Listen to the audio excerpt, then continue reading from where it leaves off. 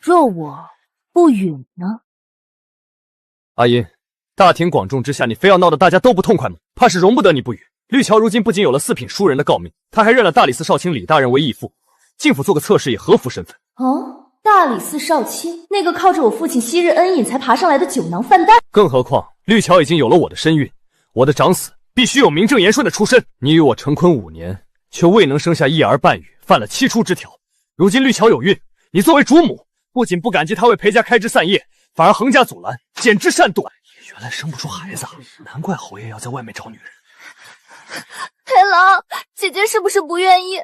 要不我还是回甜水乡的小院子吧，我和孩子在那里也会好好的，只要姐姐不生你的气就行。我和孩子在那里也会好好的，姐姐只要不看见我们母子，应该就不会生裴郎的气了。真是一朵解语花。放心，这里是裴家，在这家里我说了算。是吗？我看未必。圣旨到！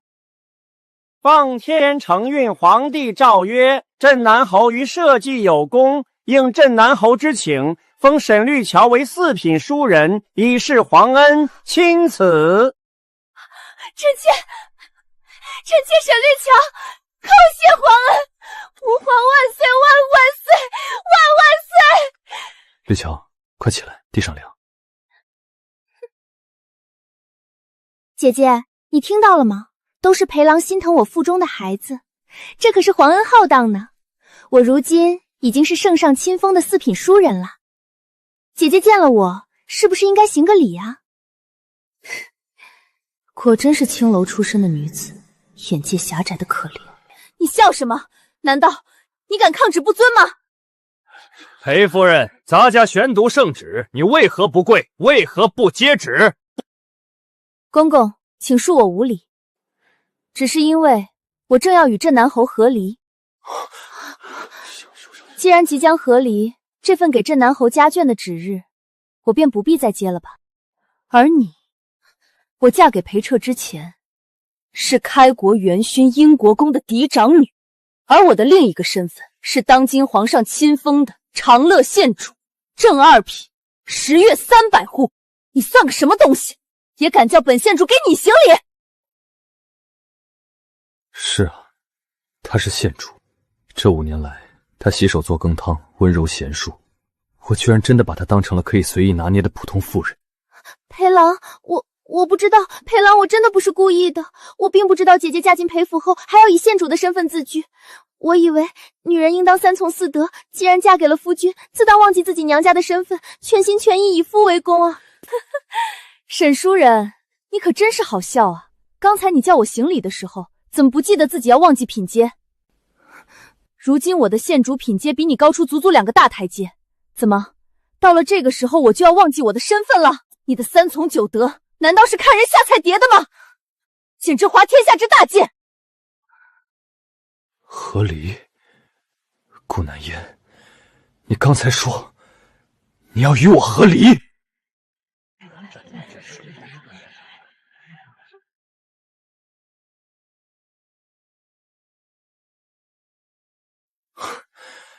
我就知道，你是不是因为我没有为你请封告纶，所以你在生气？南音，别闹了，我答应你，下次我在边关立下战功，必定第一个为你请封依请诰命，好不好？不必了，你那迟到的诰命，在我眼里，连10个铜钱也值不上。顾南音，你不要敬酒不吃吃罚酒。是，你确实是县主，身份高贵。但是你嫁给我5年了，整整5年，你都没有生下一男半女。我念在夫妻情分上，没有降其为妾，甚至都没有写下休书休了你。我对你已经够仁至义尽了，你还想要如何？姐姐，千错万错都是我的错，你不要怪侯爷，侯爷也是为了裴家的香火。你看看绿桥多懂事，如今她只是个妾室，连正妻的名分都没有。你身为当家主母，居然连个妾都容不下。为了夫君纳妾这种鸡毛蒜皮的小事，你就要闹和离？这事儿要是传出去，让全京城的人笑话你们英国公府的女儿就是这副善妒的模样。我是什么样，英国公的女儿就是怎么样，不需要任何人，更不需要你这种背信弃义的小人来评说。裴彻，你给我竖起耳朵听清楚了，我们顾家的女儿骨头硬得很，绝不可能与青楼女子共侍一夫。他若进门，我便和离，从此你我一别两宽，各不相干。裴郎，你听听姐姐说的话，好狠的心啊！我不是青楼女子，我从没有接过客，我只是被人迫害，不幸被卖进了那种安杂地方。可是我清清白白的身子是清清楚楚的跟了裴郎你的，你知道的。放心，放心，我自然知道你是清白的，别人怎么说不重要。更何况，你如今的身份早已不同往日，你爹可是堂堂正三品的大理寺少卿，你忘了吗？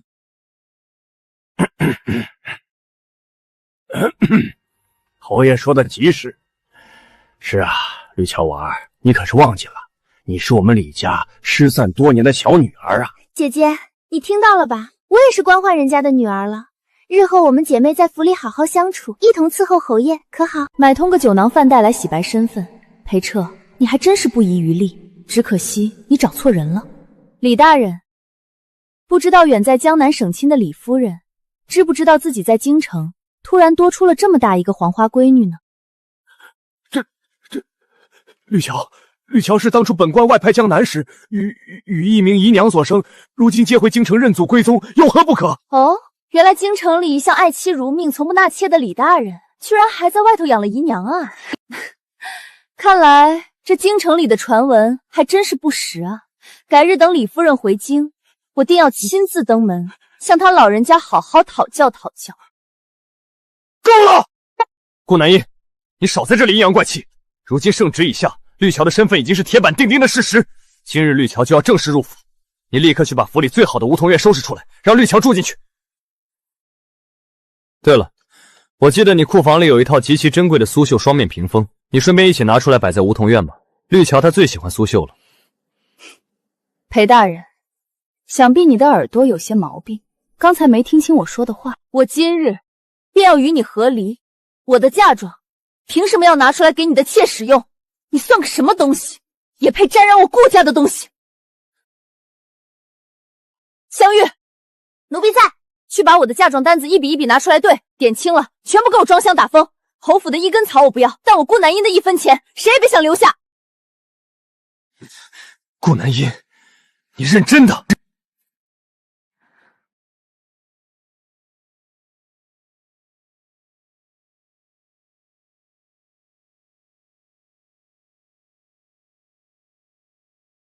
侯爷，请吧。你一个残花败柳的和离妇人，若想再嫁一品大权，是绝无可能的了。你放着正室主母的安稳日子不过，偏要效仿那些不要脸的和离女子，我看你是找死！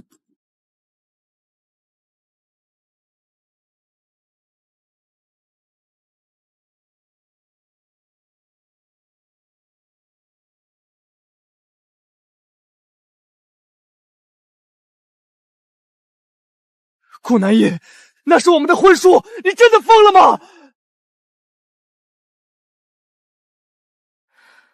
从此以后，你我男婚女嫁，各不相干了。恭喜裴夫人了。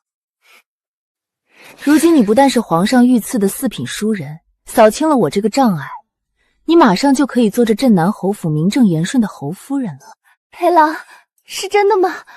姐姐她真的肯成全我们？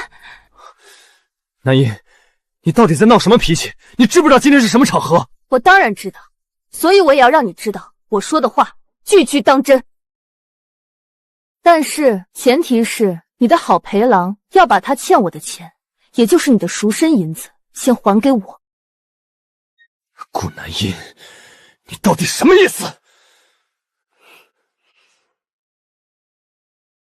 我的意思是，我们既然已经不是夫妻了，那这5年来的有些烂账，也要一笔一笔的算清楚。你为这位绿乔姑娘在玉香楼赎身所用的银子，并非侯府公账，而是直接从我个人的嫁妆账房里周取的，一共3万两白银。除了玉香楼的3万两赎身银，裴侯爷，你可别忘了别的账。你在甜水涧安置这位绿乔姑娘买下的那处3进宅子，耗资8000。还有你在朝中的人情往来上下打点，这5年一共从我的账上支取了2万两，加上其他林林总总的开销，裴侯爷，如今你欠我的银子一共是整整8万两。侯爷是打算还银票还是现银？我顾南音都可以照单全收。8万两！我的天，不会吧？裴侯爷原来这些年一直花的都是顾夫人的嫁妆银子，还用正室夫人的嫁妆银子去青楼为继子赎身。他堂堂一个武状元，怎么干得出这种不要脸的事儿？难怪人人都说镇南侯有钱，挥金如土的，原来全是慷他人之洪啊！吃软饭吃到这个份上，真是大开眼界。顾南音，你想如何？你我夫妻一场，5年的情分，最后就只落个金钱算计吗？你以前从不是这样嗜好贪财的人。裴侯爷，你少在这倒打一耙。以前你们是夫妻，我们小姐心疼你，自然不好论钱。可是如今你与我们小姐都要和离了，怎么你还想欠钱不还啊？难不成你还想继续用我们小姐的嫁妆给你养这个青楼出身的外室不成？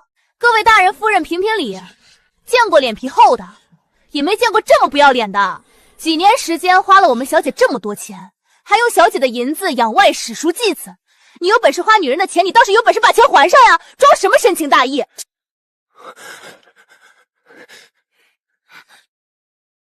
欠债还钱，天经地义。侯爷，7日，我只给你7日的时间。7日之后，若不还清这8万两白银，我便直接叫京兆尹的官差来侯府寨了。我想，侯爷现在好歹也是圣上亲封的1品大员，总不会连欠前妻的嫁妆银子都要赖账不认吧？还就还，侯爷，您可是堂堂的镇南侯，还怕他一个下堂妇不成？绿乔自己也有些提己银子，大不了绿乔拿出来，帮侯爷把这笔银子还了便是。哎呦喂，裴侯爷还真是好福气啊！花女人的钱花的可真是得心应手，习惯成天呢。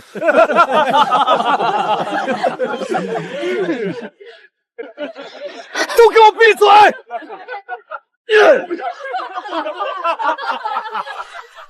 好，7日之内，我裴彻一定把这笔银子原封不动的还上，绝不欠你1分1毫。裴彻身为1品君侯不过半年，1品侯1年俸禄加上禄米，满打满算不会超过800两。他以前品阶低，俸禄更是少得可怜。成婚以来，为了保全他的自尊，我从不让他管账。几年下来，竟让他产生了一种错觉，以为是他一个穷侯爷养起了这全府上下金尊玉贵的生物。果真是泥腿子出身，这黄粱美梦倒是做得极好。我倒要看看7天后你拿什么来填这8万两的窟窿。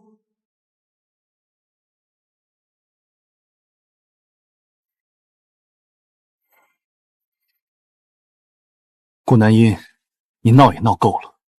你一个和离的妇人，就这么灰溜溜的离开镇南侯府，你真的不怕全京城的人看你的笑话吗？只要你现在服个软，若这笔8万两的账你取消算了，那我可以网开一面，再允你进我裴家的门。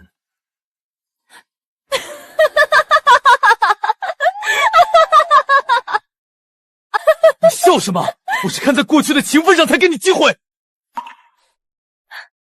裴彻，你以为你裴家是什么皇亲国戚、高门大厦吗？裴侯爷，你我已经签了和离书，我顾南烟绝不会再踏进你裴家半步。如今只需钱财两清，你我便再无瓜葛。裴彻在军中向来以阔绰出名，连跟着他的将士都喜欢他。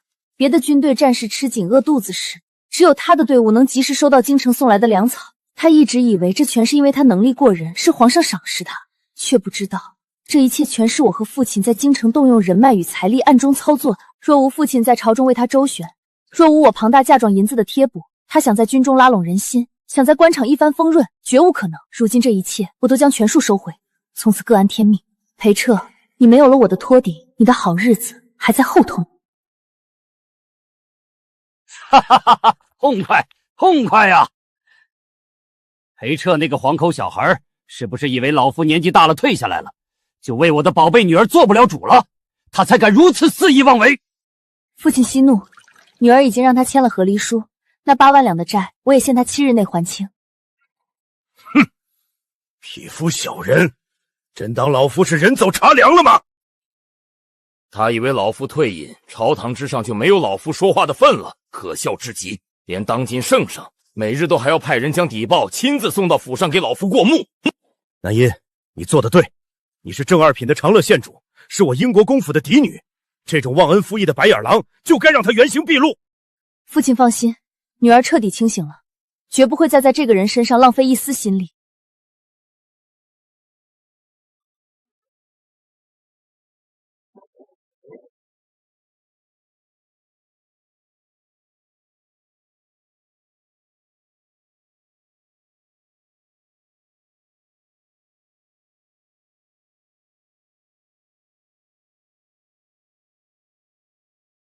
哟，这镇南侯才刚跟国公府的县主和离3天，这转头就来迎娶新夫人了，真够心急的啊！你懂什么？听说这位新夫人可是大理寺少卿李大人的义女啊！什么义女啊？我可是听说，那就是玉香楼里的头牌姑娘绿乔。裴侯爷为了她，可是连前妻的嫁妆都搭进去了。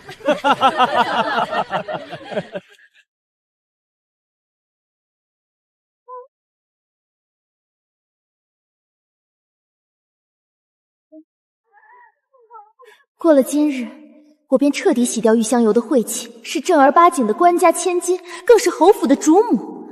顾南音，你拿什么跟我比？新娘子上轿喽，起驾！慢着！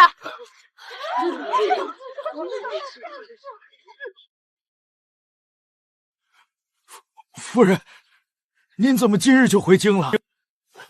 夫人一路舟车劳顿，快先进府歇息，外面乱糟糟的。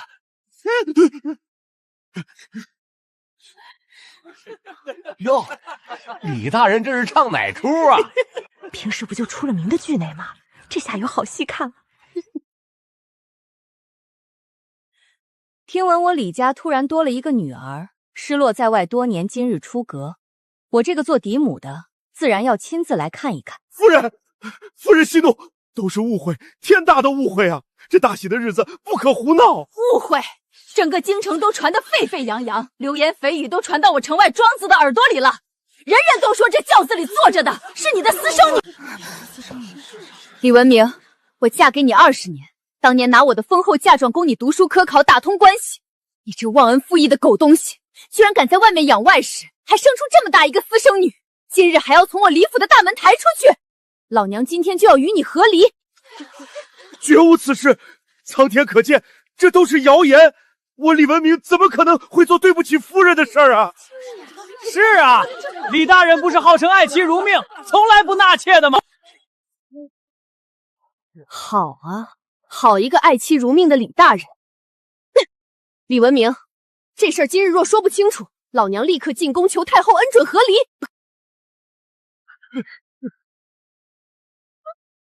你干什么？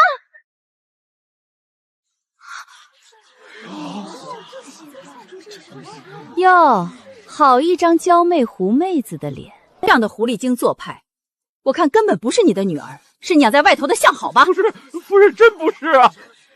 想做一场大戏给我看，蒙骗老娘，做梦！来人，端水来，我要你们当众滴血验亲。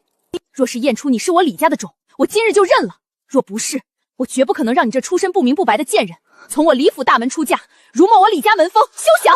滴血验亲，完了！若真验了，我青楼女的身份一旦暴露，这侯府的亲事就彻底完了。夫人，别验了！我全说，是镇南侯裴迟求我给他养的外姨一个清白出身，他让我认她做义女，就是为了遮掩他青楼出身的底细啊！青楼出身，镇南侯居然娶个下流的青楼女当正室，难怪这新娘子一股子风尘味儿，原来是那里的景儿啊！夫人，这青楼女子真的跟我一点关系也没有啊！我是被逼无奈才帮这个忙的。荒唐！一个下贱的青楼女子，也配认作我李家的女儿？不可能！赶紧把这脏东西给我抬走！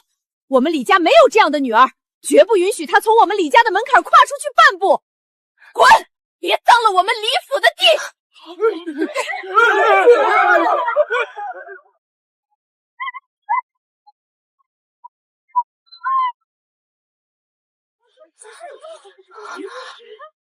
们好大的胆子，竟敢推我！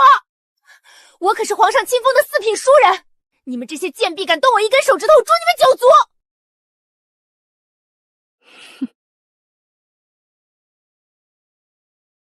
四品书人，呸！镇南侯真是吃了雄心豹子胆，敢为个青楼女子请封诰命，这简直是滑天下之大科！我们这些凭祖上军功、凭丈夫血汗挣来诰命的夫人，当真要羞愤欲死！你给我听好了，明日一早，我便递牌子进宫，面见太后，告他镇南侯一个德行有亏、宠妾灭妻、欺君罔上，好一对不要脸的狗男女！我还听说你这个所谓的新夫人，还是镇南侯厚颜无耻挪用原配顾小姐的嫁妆，从玉香楼给你赎的身。我倒要问问，那赎身银子，你们这对狗男女可还清了？哼哼，若是没还清，你最好夹着尾巴做人，当心顾小姐拿着欠条，把你这贱骨头再卖回那里去。起轿！你们这群废物，还不快给我起轿！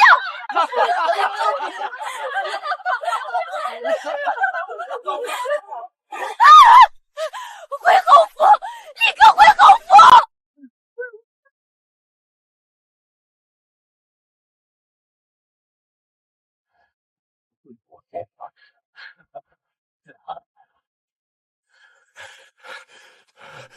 侯爷，不好了，迎亲队伍回来了！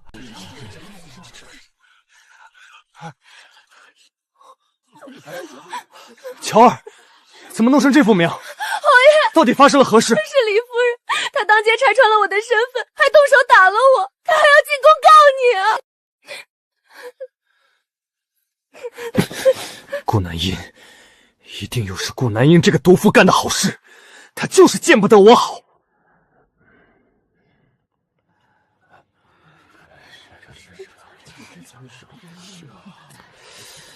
真是晦气，居然让我们跟一个青楼里的姐儿同席饮酒，这不是平白自降身份吗？可不是嘛！那李夫人当街大闹的事儿早就传遍京城了，镇南侯居然拿原配的嫁妆去赎一个青楼女，还恬不知耻的请封诰命，简直斯文扫地！诸位同僚，诸位夫人，今日见内初来乍到，路上受了点惊吓，我先敬诸位一杯。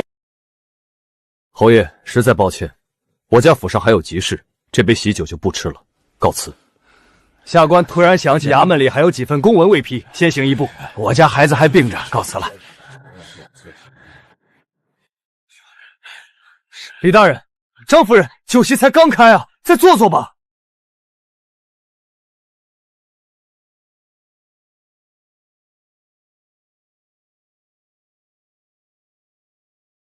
黑了，顾家姐姐怎么会如此狠毒？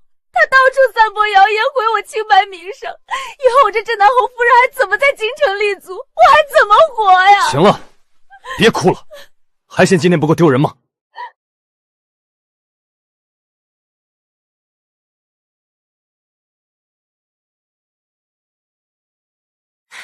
小姐，您真是料事如神，李夫人果然赶回京城了，当街把那贱人的花轿给掀了。您是没看见，那绿乔被打得满脸红印，李夫人当众揭穿了她青楼女的身份，镇南侯府宴席宾客全跑光了。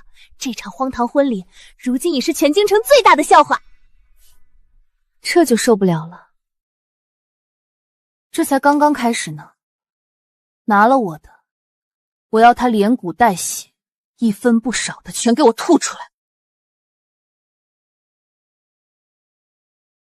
我原也是好人家的闺女，若不是家道中落被卖到玉香楼，可是我也不想的啊。我不是已经为你请封了4品书人的诰命吗？有圣旨撑腰，如今你已是正儿八经的镇南侯夫人，时间一长，谁还敢记得你是青楼处？你不知道，那个李夫人当众打我的脸，就是看不起我。他们这些世家大族有什么了不起？凭什么高高在上？够了，别再哭了，这笔账我迟早会跟顾南音算清楚。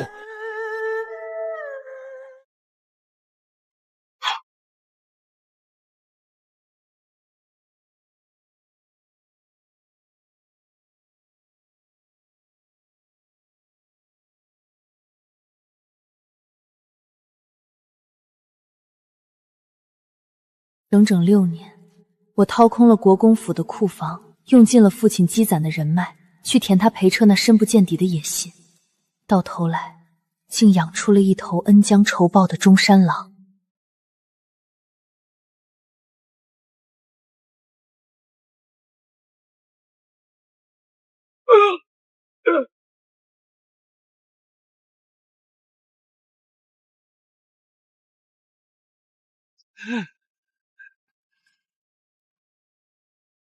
奉天承运，皇帝诏曰：今武举殿试，裴彻武艺超群，技压群雄，特钦点为本科武状元。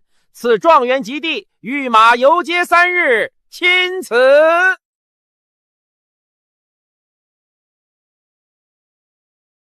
臣裴彻叩谢皇上隆恩，吾皇万岁万岁万万岁！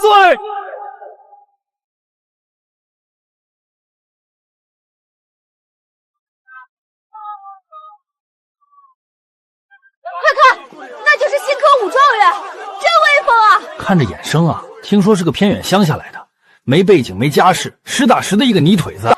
泥腿子又如何？今日我跨马游街，他日定要让你们这些狗眼看人低的权贵，全部跪伏在我脚下。恭喜文兄拔得头筹，以后入主翰林，平步青云，前途无量啊！不敢当，不敢当，还得仰仗诸位兄长以后在朝堂上多多提醒。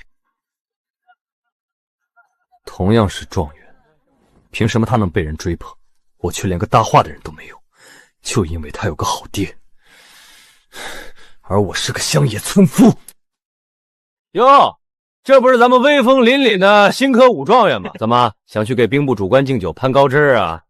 几位公子，在下只想去敬杯薄酒，还请借过。借过？你算个什么东西？也配让我们让路？一个泥腿子也配当武状元？没家世没背景，就算得了这个名头又能怎么样？就是，看看你这身穷酸样，连件像样的敷衍行首都没有。到了战场上刀枪无眼，说不定哪天就成了炮灰。他真以为能一步登天呢？不过是个给权贵跑腿的杂役罢了。忍住，裴彻，你必须忍住！现在翻脸，这辈子就毁了。小姐，这些人太嚣张了，仗着家世就这么肆意折辱朝廷命官，无能狂怒罢了。没有真本事的人，也就只能靠踩着别人来找存在感了。几位公子好大的威风啊！长乐县主，你怎么过来了？原来你们还认得我，裴状元是皇上钦点的栋梁。你们这般当众折辱朝廷权，还是不怕家事明日就传到皇上耳朵里？县主恕罪，我们只是多喝了几杯，跟裴状元开个玩笑罢了，绝对没有对皇上不敬的意思。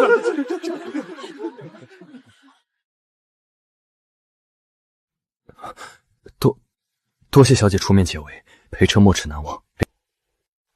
你想建功立业吗？小姐此话当真？自然当真，我可以帮你。当时真傻，居然养了个白眼狼。小姐，奴婢查清楚了，裴彻和那青楼女子2年前就相识了，这是奴婢向青楼管事问的。他说前不久裴彻还在玉香楼过夜了。那人亲口所说，将军不仅查去了青楼，他还给那贱人擦汗喂葡萄，他还说要给他赎生。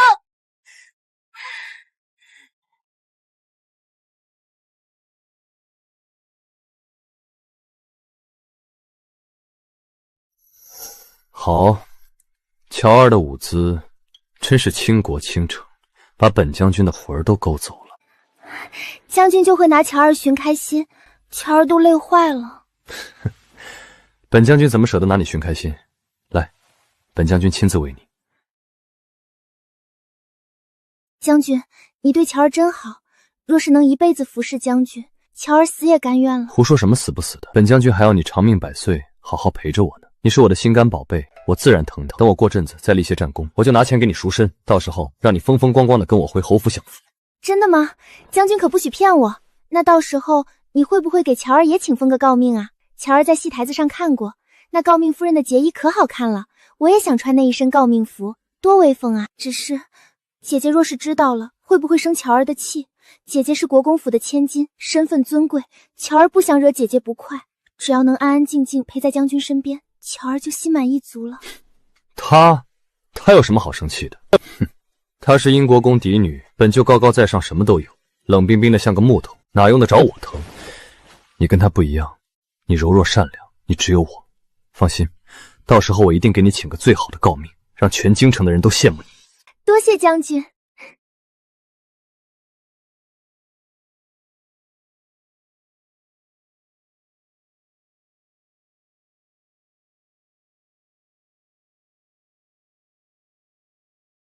原来他拿着我熬瞎眼睛赚来的真金白银，在青楼里许诺另一个女人风光无限的诰命。小姐，您别瞎奴婢，您要是心里苦就哭出来吧。哭？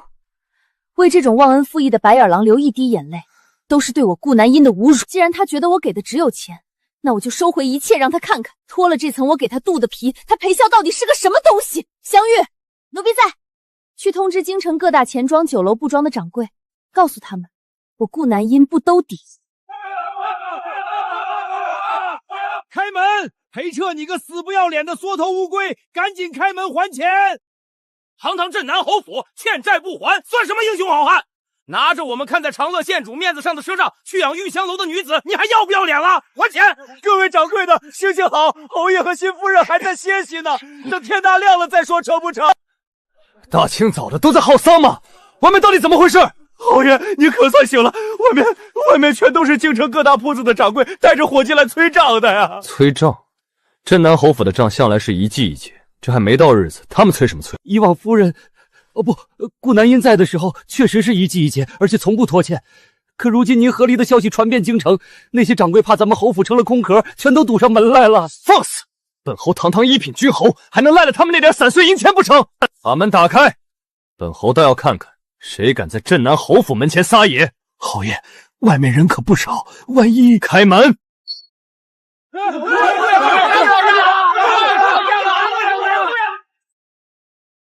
哟，侯爷，您总算是肯露面了，草民还以为您要在里面躲一辈子当缩头乌龟呢。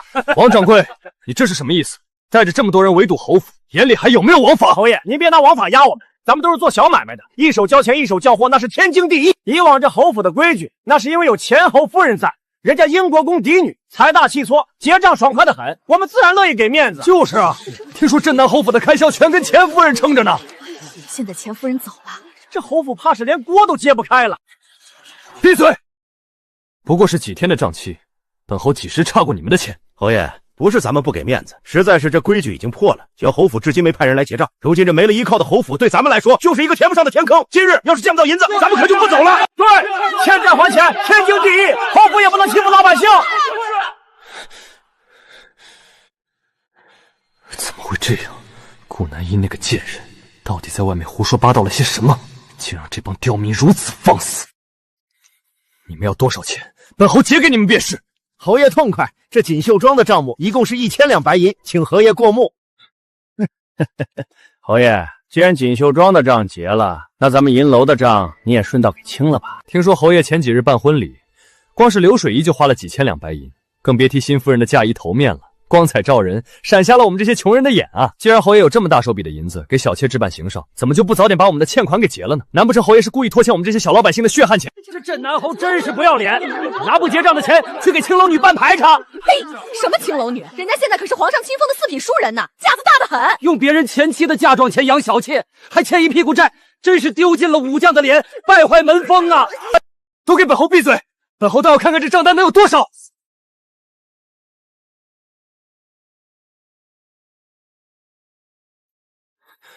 怎么会这样？侯府1个月的日常花销竟然要上1000两！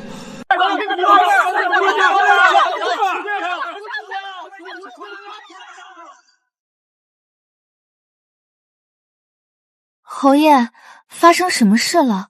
怎么如此吵闹，搅了妾身的清梦？绿乔，你带钱了吗？侯爷，您这是何意？府里的账房一时周转不开，你的提里银子先拿出来垫一下，待我下个月发了俸禄，立刻就双倍补给你。提起银子，他堂堂一个君侯，竟然要用我的钱来还债。侯爷，你和夫人商量好了没有啊？咱们可是等米下锅呢。快拿钱！你要让本侯当着全京城人的面丢尽脸面吗？今日若是当众赖了账，我这好不容易求来的4品淑人和侯夫人的名头，明天就得在京城臭大街。到时候我还怎么在那些命妇面前抬起头来做人？既是侯爷开口，这点小忙，妾身自然是愿意的。我就知道，巧儿你最是懂事识大体，不像那个自私自利的毒妇。快去拿吧，把他们打发了。去我房里，把梳妆台最下面那个带锁的红木匣子拿来，不许惊动别人。夫人，那可是您的，还不快去！侯爷这夫人娶的真是好啊，新婚燕尔，还能自掏腰包补贴侯府，咱们这些粗人今天算是开了眼界了。我原以为这些银子，夫人是我以后坐稳侯府主母位置的底气，是我压箱底的体面。可如今新婚第2日，我竟要替这个落魄的空壳侯府堵窟窿。巧儿，快点给他们，别磨蹭了，打发他们走。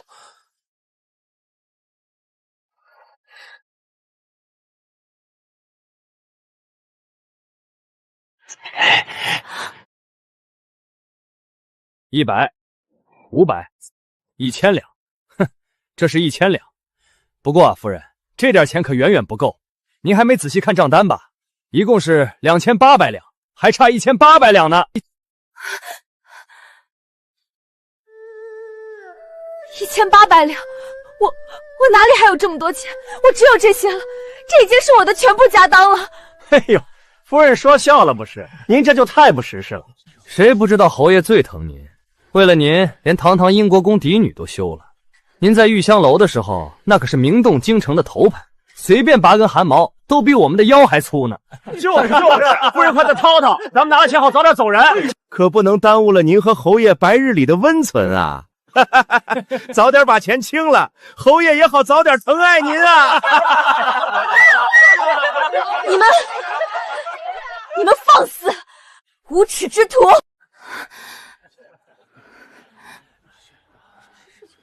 这女人怎么如此小家子气，拿个钱磨磨唧唧推三阻四，害我在这里被人当猴看，连男人的脸面都被她丢尽了。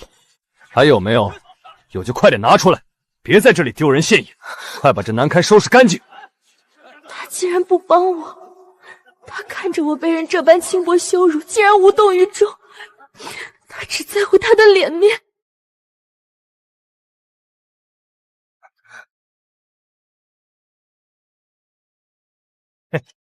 多谢夫人赏，咱们的账算是两清了。兄弟们，咱们走。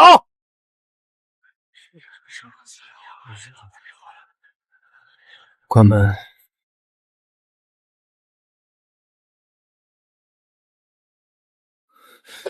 侯爷，这到底是怎么回事？你给我解释清楚！堂堂一品镇南侯府，怎么会连区区几千两银子都拿不出来？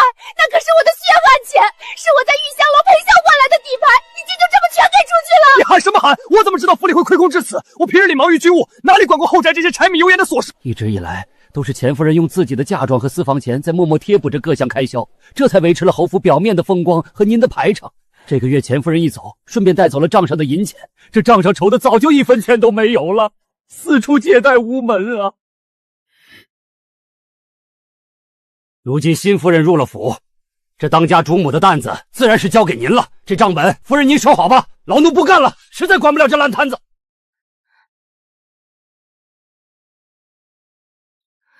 这哪里是账本，这分明是个填不满的无底洞。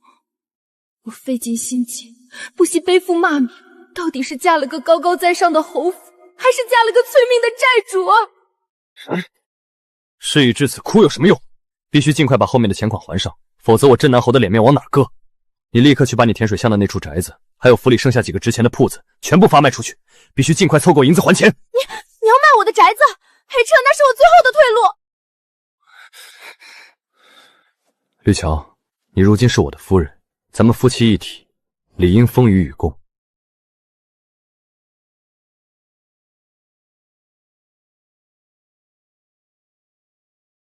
黑彻，你在说什么疯话？我是嫁给你享福的，不是嫁给你帮你还债的。我的提地银子凭什么帮你还顾南音的账？绿桥，你的琴子不都是我给你的吗？如今侯府到了生死存亡的关头，不过是让你拿出一些来周转，你居然不肯。你何时变得如此吃亏？你以前不是向来不喜这种黄白之物的吗？真是太让我失望了。那是你给我的，既然给了我，就是我的。要还钱，你自己去想办法。而且我的提己银子也不全是你给的，有好些是以前在玉香楼的时候客人赏的。客人赏的？你不是对天发过誓，说你从来未曾接过客人吗？既然未接客，怎么会有客人赏给你缠头？沈绿桥，你是不是早在玉香楼就已经接过客了？你一直都在骗我！你说话呀！你是不是早就接客了？你竟然敢拿这种脏钱来造我的侯府！好啊！你如今是后悔娶我了是不是？你这没良心的，为了不还顾南英的债，竟然编出这种丧尽天良的话来折辱我！我清清白白的身子给了你，你如今为了几两臭银子，就往我头上泼脏水，我不活了！你既然如此侮辱我，我还活着有什么意思？我不如死了清净！侯爷，妾身先走一步，只怕来生不复相见。绿桥，你疯了不成？快下来！你放开我，让我死，让我死！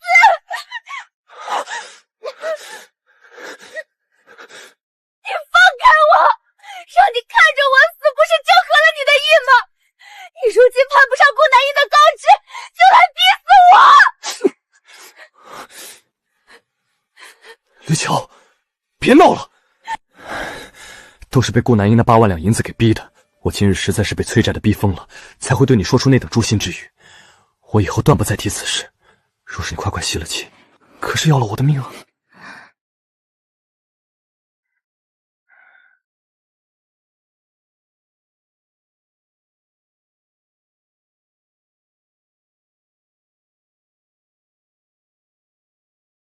客人赏的。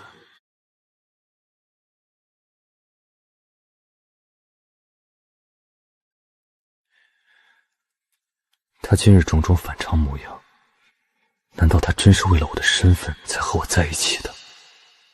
哎呀，侯爷，您这宅子位置虽然好，但急着出手，我最多只能给您压3成价，这已经是看在您往日威风的份上了。就是，外面谁不知道镇南侯府现在是个空壳子？你若是不卖，明日那顾南英可是要报官的。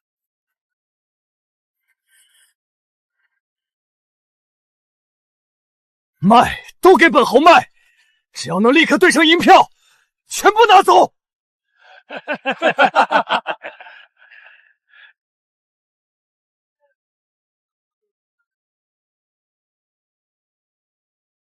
快看，那不是镇南侯吗？不是说他倾家荡产了吗？怎么还这么大的阵仗？那是去英国公府的方向，准是去还长乐县主的债了。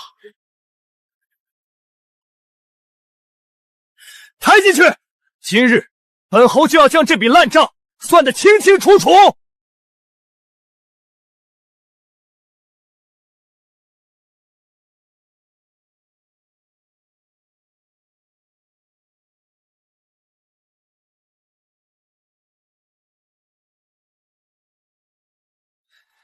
8万两，一分不少，都在这里了。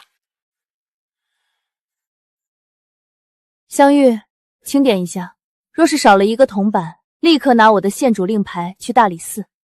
是县主。顾南音，你这个贪慕虚荣、冷血无情的毒妇！哼，从今往后，咱们恩断义绝，你可别后悔。若想再进我裴家的门，那是不可能了。送客。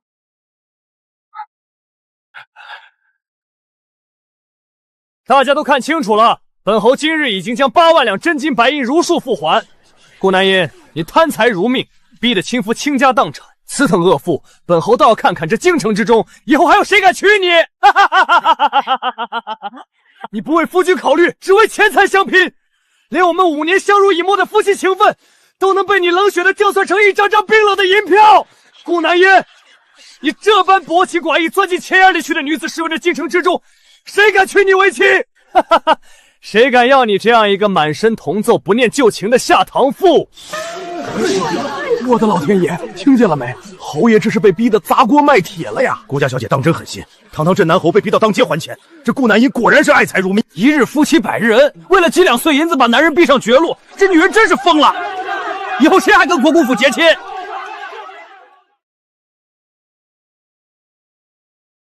县主，裴侯爷在门外骂得难听，要不要在下赶他走？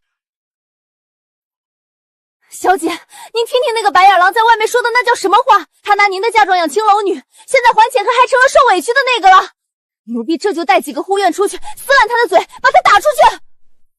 慢着，生气？我为何要生气？这些银票每一张都浸透了裴赤的血汗，他倾家荡产求爷爷告奶奶，甚至连祖宅里的古董字画都变卖了，才凑出这些。这可是他后半辈子的底气和脸面，如今全都落在了我手里。可是小姐，外头那些人不明真相，都在骂您贪财薄情啊！名声用不了多久，他裴彻就会知道，他倾家荡产买来的这点口舌之快究竟有多可笑。香玉，去请善堂的王管事过来。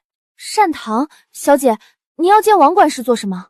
再派人去把京城里最有名的那几位说书先生，还有平日里最爱清谈的文人墨客，全都给我请到国公府门前。小姐，您难道是想……裴侯爷不是想让全京城的人都看看我有多贪财吗？那我就给他搭个最大的戏台子。快去！是，奴婢这就去办。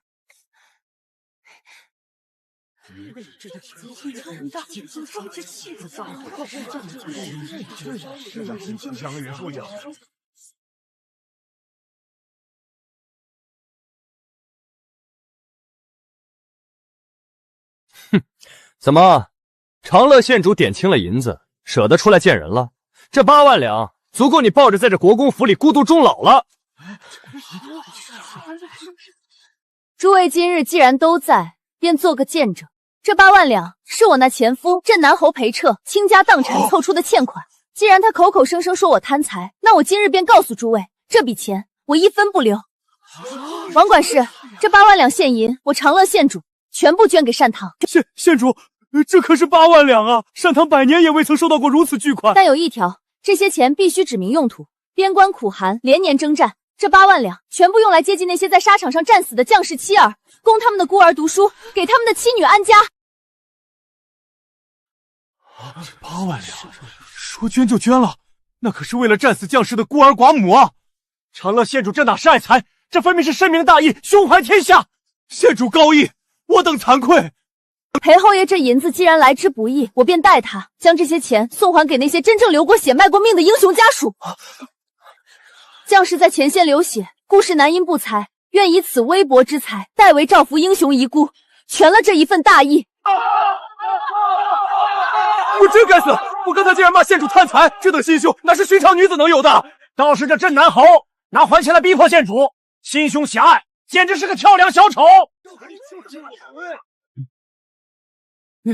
你疯了，顾南英，你疯了！那可是我的钱，是我倾家荡产凑出来的8万两，你怎么敢捐了？裴侯爷，钱已经还了，便是我顾南英的私产，我如何处置，与你何干？你不是问这京城之中谁敢娶我吗？我顾南英不需要任何人来娶，这天下大义便是我最硬的底气。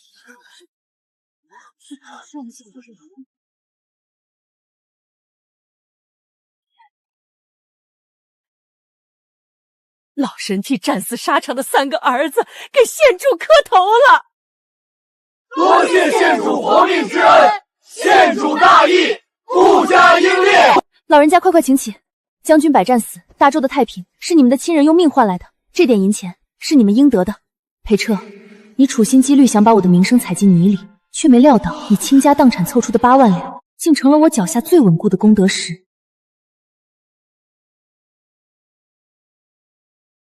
又是要钱的折子。南边的河防决堤，边关的军饷短缺，户部那帮老东西，除了跟朕哭穷，还会什么？皇上息怒，奴才刚从宫外听得了一件奇事，特来向皇上禀报，或许能解皇上心中的烦闷。哦，什么奇事能让李德双你急着来报？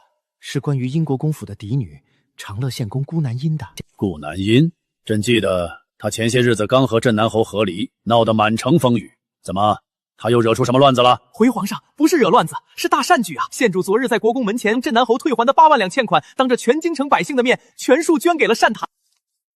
多少？8万两，全部捐了，分毫不留，并且县主指明，这笔钱全部用来接济沙场上战死将士的孤儿寡母。如今京城里百姓们都在传颂县主的大义呢。好一个顾家女儿，竟有如此气！满朝文武那些堂堂7尺男儿，为了那点军饷，在朝堂上吵得不可开交，互相推诿，倒是让一个深闺女子羞煞了朕的百官。皇上圣明，县主此举堪称大周女子的脊梁。李德全，你说如此高义、如此奇女子，朕当赏她些什么，才不显得朝廷吝啬，才对得起她这份赤诚？8万两，这笔钱能让南边的河防立时合龙，能让边关将士过个暖冬。皇上圣明，县主此举堪称大周女子的脊梁。回皇上，县主出身国公府，又是正二品的身份，原本就是金尊玉贵。如今他连8万一家底都为了大义俗务放在眼里的，显然是不再赏些金珠玉器，怕是反轻贱了县主。言之有理，既然金银不足以彰其德，那就只能在名分上给他至高无上的荣耀。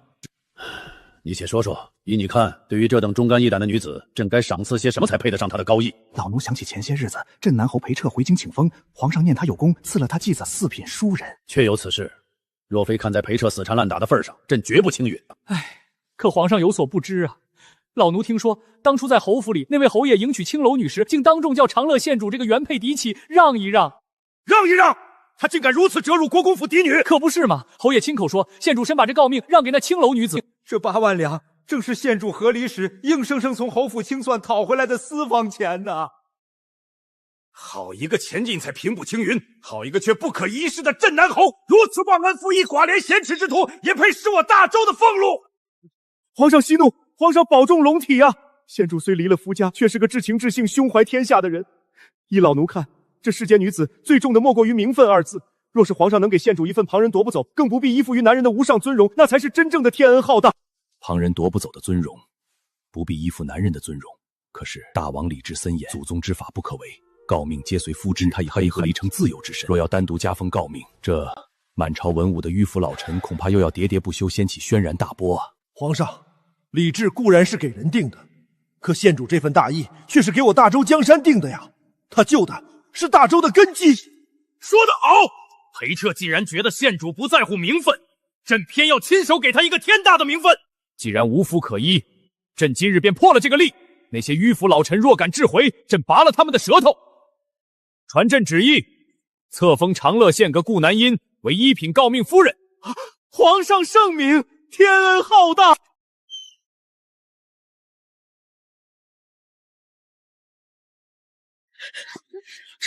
这是多大的阵仗啊！难不成国公府犯事儿了？瞎说什么？你没看那是皇上跟前最红的李公公吗？长乐县主，皇上在御书房可是亲口夸您是咱大周女子的脊梁呢。臣女惶恐，谢主隆恩。奉天承运皇帝诏曰：英国公嫡女顾氏南燕温良敦厚，深明大义，倾家财以息阵亡将士，其行可见日月，其心可昭天地。朕念其忠勇高义，特破例赐封为正1品诰命夫人，赐1品白色诰命礼服一袭，望天下女子皆以此为表，勿负朕恩，钦此。臣女顾南音接旨，谢主隆恩，万岁万岁万万岁！这1品怎么就成了1品诰命了？整个京城靠自己挣来1品诰命的，他顾南音可是古往今来第1人。快先几句。县主，哦不，1品夫人，这是皇后娘娘特意吩咐老奴加赏的。娘娘说了，夫人这番高义配得起这凤头的尊贵，这可是宫里独一份的恩典呐。南音谢皇后娘娘厚爱，定不负娘娘期许。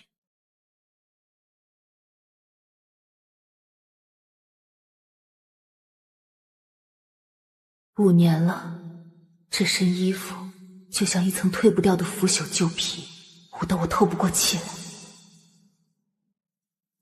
香玉，伺候我更衣。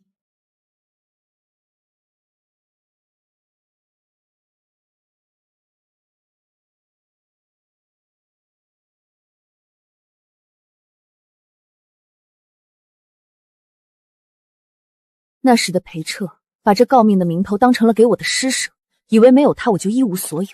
裴彻，你让我让一次，可你看清楚，这次我不用让，我直接站在了你穷尽一生磕破头骨都未必能触碰到的最高处。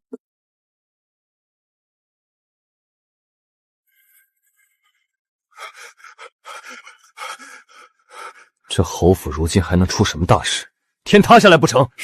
是长乐县主，哦不是顾南音。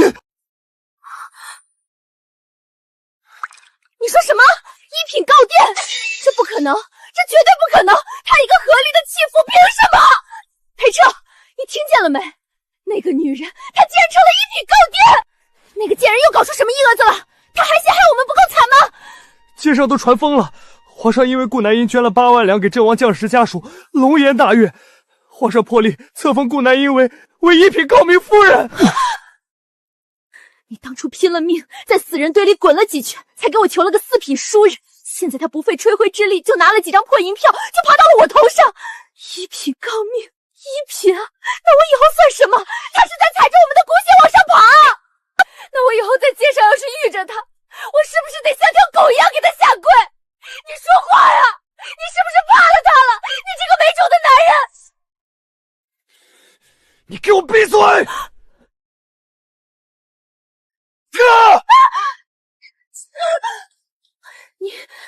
你竟敢打我！为了那个贱人，你打我！你以为本侯不恨吗？你竟敢打我！为了那个贱人，你打我！你以为本侯不恨吗？那是本侯拿命换来的家当，那是镇南侯府仅剩的颜面。裴郎，咱们难道就这样认命了吗？他以后要是想报复我们，想踩死咱们，就像踩死一只臭虫、一只蚂蚁一样简单啊！我不想死，我不想过这种穷日子。裴郎，你快想想办法呀！名头这东西，皇上今天能给他，明天自然也能收回来。顾南音不过是个被养在深闺里的无知妇人，她只懂得算计那几张银票的厚度，却根本不懂这天下的铁血规则。她以为用钱就能踩死我，简直是笑话。他不知道这大周的江山到底是谁在马车上一刀一洒下来的。如今北疆边患不要边关战火一天不息，本侯就永远有翻身的本钱。等本侯再次踏破敌营，拿回军功，我要让顾南音那个贱人跪在我的马前求我。长乐县主，好巧啊！本侯今日出征，不出1个月便可踏平敌营。你且睁大眼睛好好看着，没有你的臭钱，本侯照样能建功立业，名垂青史。侯爷大话别闪了舌头，别到时候灰溜溜的逃回来，那可就丢尽了京城勋贵的脸了。那我便祝侯爷好运。侯爷向来肆无忌惮，此次去了边关，千万别让圣上失望。去！兄弟们，放开了吃，放开了喝，只要跟着本侯，酒肉管够，赏，通通有赏。侯爷，咱们带来的粮草有限。您一改以往稳妥的打法，如今急功冒进，若是战事拖延，这般吃法恐怕……放肆！本侯打仗向来速战速决，1个月内，本侯定带你们击退敌军。给我继续吃！侯爷威武！侯爷威武！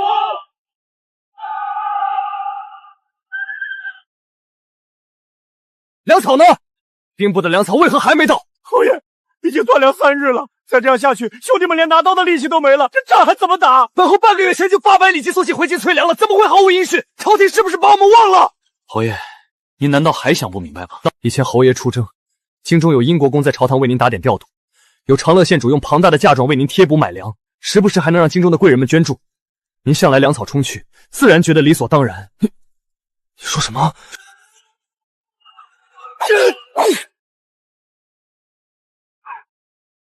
侯爷，顶不住了，全线溃败，快撤吧！完了，全完了！这就是那个夸下海口的镇南侯，本来是拿9稳的仗，为何就打输了？害得大军断粮，可怜了那些战死的将士啊！裴彻，这一仗朕给了你精兵强将，你竟然给朕败得如此难堪！你作何解释？启禀皇上，非是臣等不效力，是因镇南侯急功冒进，刚到边关便大肆挥霍粮草酒，导致大军断粮，将士们饿着肚子上阵，这才惨遭大败啊！皇上，臣知罪，臣只是想速战速决，以报皇恩。好一个速战速决！狂妄无知，视将士性命如草芥。传朕旨意，镇南侯裴彻庸入无能，替夺其镇南侯封号，闭门思过，抄没家产以充军饷。遵旨。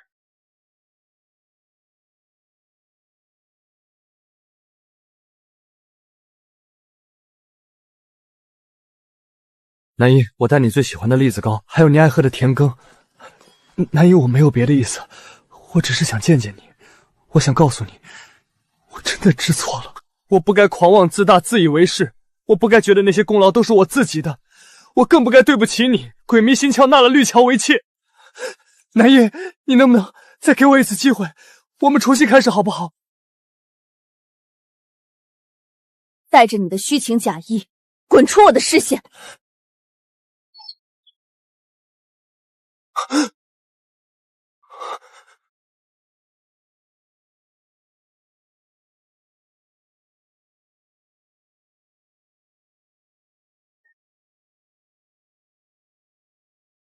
大白天的，锁什么门？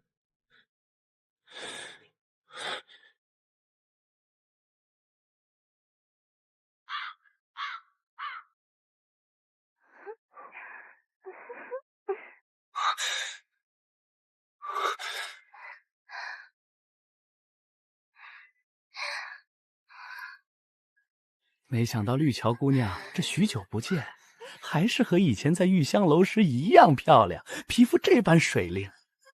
你不如直接回玉香楼多好，这样躲躲藏藏的多不痛快。死鬼，若你肯带我走，何必回玉香楼那种地方吃苦？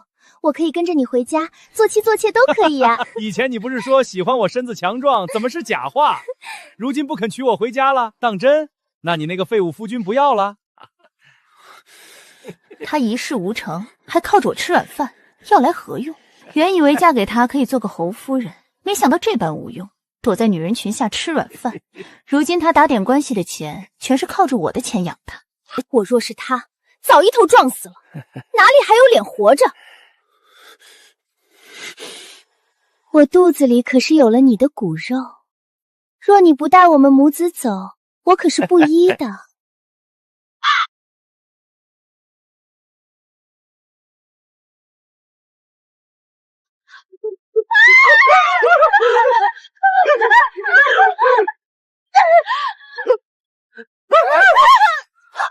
贱人，你竟敢背着我偷人！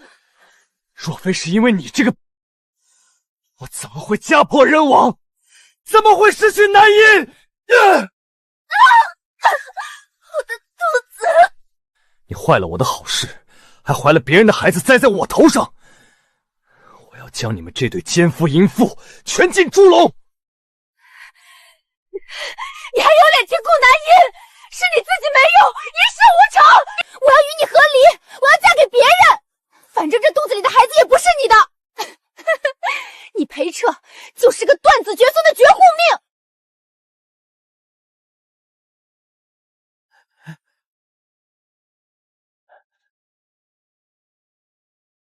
我说裴大官人，你这又是何必呢？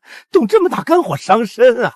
绿桥都说了，你如今一事无成，是个只会吃软饭的窝囊废，连这租房的银钱你都供不上，还摆什么侯爷的架子？你当自己还是那个风光的镇南侯呢？若你能大方些，成全了我们，往后这孩子出生了，他的束须费，我倒是不介意替你出了，就当是打发叫花子了。畜生！救命！杀了你！我杀了你这个畜生！杀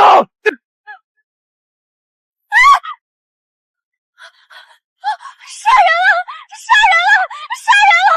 救命啊！我是镇南侯，我是武状元，我不是废物，不是。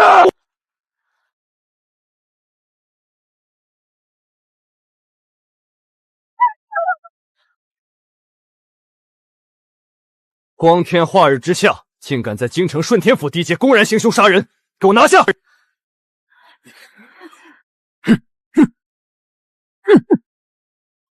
老实点！别以为自己还是那个高高在上的侯爷，落水狗还敢咬人！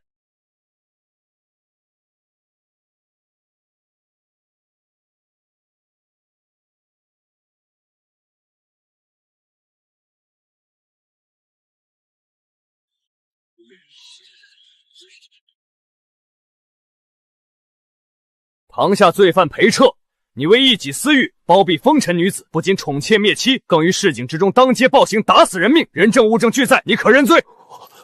我认罪。裴彻行凶伤人，罪不容咎，依大周律例判其秋后处斩。南姨救我！我错了！青天大老爷英明，判得好，杀得好，报应，这就叫报应不爽。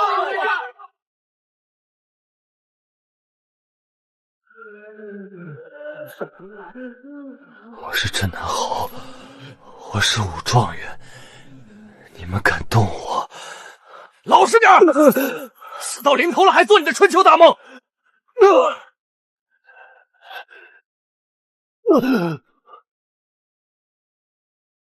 行刑时辰已到，上囚车，游街示众。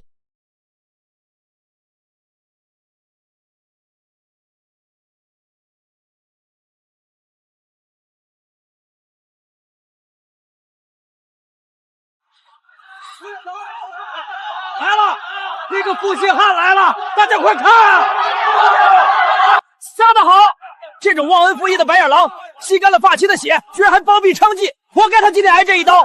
听说他为了玉香楼那个破鞋，竟然把英国公嫡女逼到河里，结果呢，那破鞋转头就跟别人偷情，真是老天开眼，让他也尝尝被人背叛的滋味。死不悔改的东西！兄弟们，砸死他，替长乐县主出气！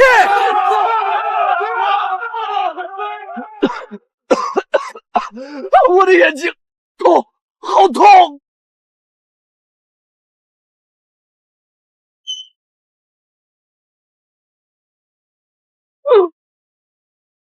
还当自己是威风凛凛的侯爷呢！走上行刑台。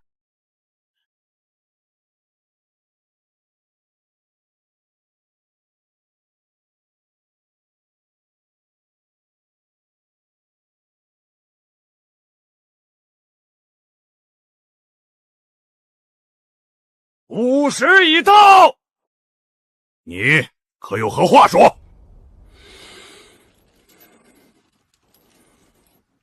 再无话说，请速速动手。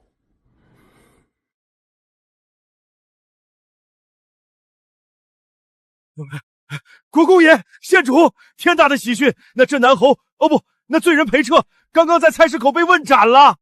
长得好，老天有眼。阿银，5年的纠葛，如今尘埃落定，你心里可痛快？父亲早在1月前，我就当他们是个死人了，如今不过是烂泥归土，没什么痛快不痛快的。屋里闷，我去园子里透透气。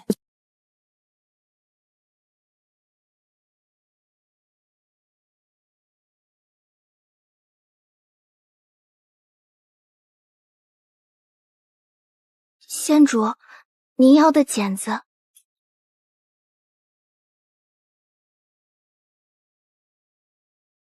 阿银，那2人都没了，你还年轻，往后的日子还长，你可要再嫁人。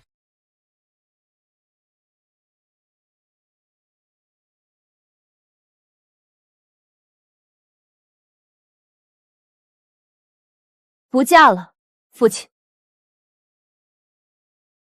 父亲，您看，将我的精力耗费在后宅的争风出诉上，去讨好一个男人的欢心，那有什么意义？但是在这乱世中，能够帮助他人，却觉得比什么都让人心动。